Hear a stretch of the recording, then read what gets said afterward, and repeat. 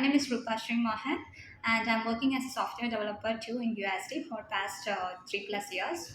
Yeah, I've been attending the summer leadership for 2 days, and the past 2 days it was fun, full of fun. Like later, sticking on to the orientation program, such things like it might be getting little bored. But here, what I see is that we are engaged in lots of activities, fun, and by this fun and activities, we have learned lots and lots of things like how to be a leader and how to be a good influenced leader.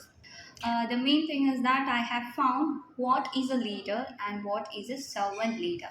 So, what is a leader if we consider is that leader is mainly focused on achieving goals. But what is a servant leader is that a person who serves and actually acts as a leader. So, its servant leader will be mostly like people oriented, like people centered, where we could see like he will like initiate everything within the team members, and he will altogether take everyone in a single boat and aim to achieve the goal.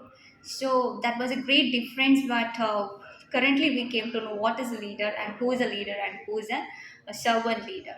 So many things we have seen is that the values written on USD books and as well as USD walls, but we are not sure like how have we done these USD values in our work culture as well. So rather than sticking onto this paper things and all, we could implement it within ourselves. Then it could be grown into a team, later into a whole organization. So if we start from ourselves imparting these values, we could be a better leader as well as a better person, and it would be like it would not only benefit us but all who are surrounding us or to the environment. I mean to the all people around us.